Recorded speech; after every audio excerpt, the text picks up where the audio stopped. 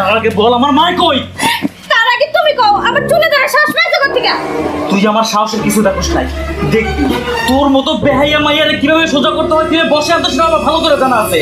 এতদিন ভদ্রতার খাতিরে তোর আমি কিচ্ছু কই নাই। আমার মার যদি কিছু হয় রে তোরে আমি জানলাম তোরে আমি চার তো খবর দেবো।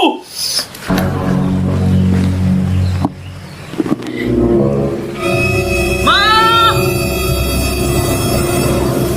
ও মা! আমার মা গেল কই?